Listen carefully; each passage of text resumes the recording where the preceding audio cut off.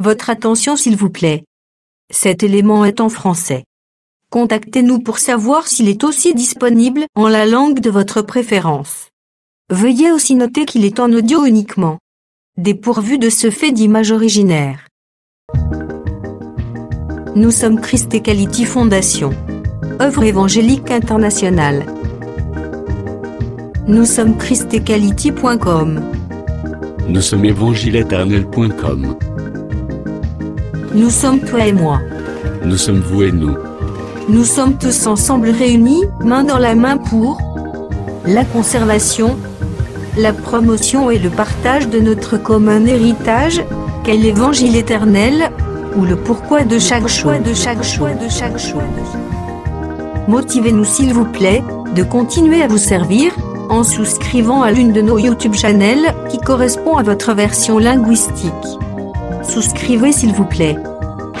À présent, la rubrique Pasteur et thème vous invite à suivre L'homme de Dieu, le docteur Philippe Soumbou, ministre de l'Évangile éternel. Recherchez-vous les enseignements du docteur Philippe Soumbou. Allez sur christequality.com ou sur évangile-éternel.com/philippesoumbou.html. Les enseignements sont disponibles en texte, audio et vidéo. Bonne édification au nom de notre commun Seigneur et Dieu Jésus-Christ. Amen. Oui, je suis en train de dire, mon frère, que nous touchons maintenant les concepts dîmes dans les 4 parlers décrits dans 1 Corinthiens 14:6. Nous commençons d'abord dans le langage de la révélation. Par rapport au langage de la révélation, nous disons que la dîme symbolise l'Église. Oui. Pourquoi l'Église?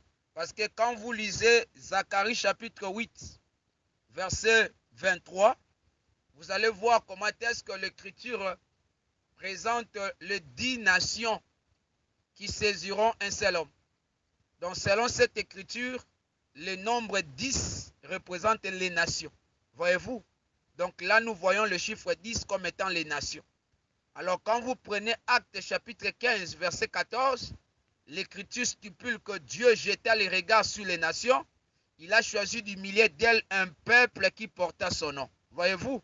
Donc parmi les nations, Dieu a choisi un peuple. Or, nous venons de dire tantôt que les nations représentent le nombre 10. Maintenant, parmi les 10, Dieu a choisi un peuple. Or, ce peuple-là choisi d'entre les nations, c'est l'Église. Donc l'Église représente un peuple tiré d'entre les nations. C'est ça le chiffre 1, donc le 1/10. Parce que les nations représentent 10. Maintenant, un peuple qui est tiré d'entre les nations, c'est l'Église. Qui est tiré d'entre les nations comme la dîme des nations. Voyez-vous? Donc l'Église, c'est toute une dîme. C'est un peuple que le Seigneur a tiré d'entre les nations. Et dans un autre langage, quand vous lisez Luc 17, 12 à 15, quand on parle sur le 10 lépreux, le Seigneur racontera les 10 lépreux, mais le Seigneur leur dira, allez vous faire voir chez les sacrificateurs. Maintenant, quand ils se sont remarqués qu'ils étaient guéris, l'Écriture précise que l'un d'eux revint auprès du Seigneur. Au lieu que le Seigneur puisse lui dire, mais je t'avais envoyé chez les sacrificateurs. Mais le Seigneur dira encore, où sont les autres? Ah, maintenant nous pouvons dire que le Seigneur parle une chose et son contraire. Il les a dit, allez vous faire voir chez les sacrificateurs. Mais lorsque l'un d'eux revint, il dira encore, où sont les autres? Donc nous comprenons que quand le Seigneur disait, allez vous faire voir chez les sacrificateurs, c'était une parabole. C'était un langage énigmatique. Parce que le véritable sacrificateur, c'était lui-même. Voyez-vous? Donc parmi les 10, il n'y a qu'un seul qui est retourné. Donc les Samaritains là qui étaient retournés, c'est la dîme. C'est le type de l'Église. C'est nous, l'Église tirée d'entre les nations, que nous reconnaissons que Jésus, c'est lui le véritable sacrificateur. Et là maintenant, les 9 là qui sont restés là-bas, c'est une partie d'Israël qui est restée dans l'endurcissement. C'est une partie d'Israël qui est privée de la révélation. C'est nous maintenant, l'Église tirée d'entre les nations, qui comprennent le langage du Seigneur. Éphésiens 3, verset 10. Donc, dans la révélation, la dîme symbolise l'Église. Et dans la connaissance, la dîme représente la vie d'un enfant de Dieu, la vie d'un croyant. Notre vie, c'est aussi la dîme. Nous devons offrir au Seigneur notre cœur, notre vie, comme étant le 1/10, voyez-vous. Parce que là, nous prenons la dîme comme étant la dîme de butin. Hébreux 7 explique la dîme de butin. Or, quand vous prenez Jérémie 39, verset 18, le butin, c'est notre vie. Donc, la dîme de butin, c'est notre vie que nous devons offrir au Seigneur. Comme Abraham donna la dîme du butin, la dîme de tout, à Melchisedec. Or, le butin, c'est la vie. Jérémie 39, 18. Donc là, nous prenons Abraham comme un croyant, comme le dit aussi Paul dans Galates 3. Donc, Abraham comme un croyant, la dîme de butin que nous donnons à Melchisedec, Dieu, c'est notre vie. Donc, quand quelqu'un donne sa vie au Seigneur, en réalité, il a donné sa dîme de tout, sa dîme de butin au Seigneur. Gloire au Seigneur. Donc, dans la connaissance, la dîme, c'est la vie d'un croyant. Maintenant, nous prenons la dîme par rapport à la doctrine. La dîme par rapport à la doctrine, là, c'est les salaires des prédicateurs. C'est les salaires de ministres de la parole. Parce que quand vous lisez 1 Corinthiens 9, 11 à 14, vous allez voir comment est-ce que Paul démontre ce qui s'est passé dans l'ombre, en disant que ceux qui travaillent, ceux qui remplissent les fonctions sacrées dans le temple sont nourris dans le temple. Mais ceux qui travaillent à l'autel, Dieu a ordonné qu'ils vivent aussi de l'autel. Ils sont payés aussi de l'autel. Voyez-vous? Donc ici, Paul présente deux catégories de personnes. Maintenant, en parlant de ces deux catégories, il résume ces deux types de personnes dans un seul langage. Là où il présente maintenant les prédicateurs de l'évangile. Or, quand nous retournons dans l'ombre, ceux qui travaillaient dans le temple, c'était les Lévites. Ceux qui travaillaient à l'autel, c'était les sacrificateurs. Maintenant, Paul résume et les sacrificateurs et les Lévites comme étant des prédicateurs. Parce qu'il dit, de même, Dieu a ordonné à ceux qui annoncent l'évangile de vivre de l'évangile. Cette vie-là, ce n'est pas par rapport à la pratique de la parole. Bien sûr que le prédicateur doit aussi pratiquer la parole, mais les prédicateurs sont aussi comme des semeurs de biens spirituels au peuple et ils ont aussi droit de la moisson des biens temporels du peuple. Voyez-vous? Donc le prédicateur de la parole mérite aussi la dîme, le bien spirituel au peuple. Là, vous prenez Romains 4,4. Paul parle sur le droit des prédicateurs. La dîme, ce n'est pas une faveur, mais c'est un droit pour un prédicateur. Le ministre de la parole a droit de prélever, de prendre la dîme de la part du peuple. Là, c'est dans la doctrine.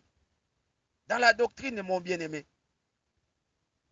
Vous pouvez ajouter Proverbe 3, 9 à 10. Le Seigneur ordonne au peuple de l'honorer par le bien. Or, le bien que nous honorons le Seigneur, ce ne sont pas des biens spirituels, ce sont des biens temporels. Maintenant, ceux qui ont droit de recevoir ces biens-là, ce sont les ministres de la parole, les prédicateurs de l'évangile. Maintenant, dans la prophétie, la dîme, nous avons plusieurs types de dîmes dans la Bible. Il y a la dîme d'Abraham, il y a la dîme de Jacob, il y a la dîme de 3 jours, il y a la dîme d'une année, il y a la dîme de 3 ans, il y a la dîme des dîmes. Donc dans la prophétie, il y a plusieurs types de dîmes. Et là maintenant dans la prophétie, Matthieu 5, 17, Jésus dira, je ne suis pas venu abolir la loi ou les prophètes, mais pour l'accomplir. C'est que Christ et Jésus comme l'accomplissement de la loi ou les prophètes, c'est lui, la réalité de la dîme. Colossiens 2, 16 à 17, c'est lui le corps, la réalité de l'ancienne alliance. Voyez-vous? Donc ici, les concepts dîmes, dans les 4 aspects, nous avons démontré dans la révélation la dîme comme l'Église, dans la connaissance la dîme comme la vie d'un croyant, dans la doctrine la dîme comme les salaires des prédicateurs, et dans la prophétie la dîme comme Christ et Jésus. Donc, c'est par ici que je peux m'arrêter, mon frère. Je ne sais pas si vous êtes convaincu, mais je crois que c'est l'Écriture qui convainc. Ce n'est pas notre éloquence qui peut convaincre les gens, mais l'Écriture dit, toute Écriture est inspirée de Dieu et utile pour enseigner, pour convaincre, pour instruire. Donc c'est les Écritures qui peuvent nous convaincre. Et lorsque quelqu'un présente l'Écriture, devant l'Écriture, on s'humilie. Donc c'est un peu ça ma contribution par rapport à ta préoccupation. Si tu as encore d'autres préoccupations, ça sera toujours la bienvenue. Le Saint-Esprit va nous aider. Et pensez aussi à l'écriture de 1 Corinthiens. Merci d'avoir suivi ce message et que Jésus-Christ vous bénisse. Si vous avez une question à l'intention de l'homme de Dieu, si vous voulez que l'homme de Dieu prie pour vous, si vous voulez vous confier à l'homme de Dieu, ou si vous voulez tout simplement bénir l'homme de Dieu, contactez-le directement si ses coordonnées sont disponibles depuis sa page. Sinon, contactez-nous et nous lui transmettrons vos préoccupations. N'oubliez pas de faire un tour à notre page évangélisation pour voir en quoi vous pouvez vous rendre utile à Christ par cette œuvre. Que Dieu vous bénisse tous. Amen. ChristQuality.com. Les cieux en un clic de la souris. Évangile-éternel.com, le site de l'Évangile éternel. Christ et Quality Fondation, équilibrer la manne ramassée dans le désert de sorte que chacun ait un le maire.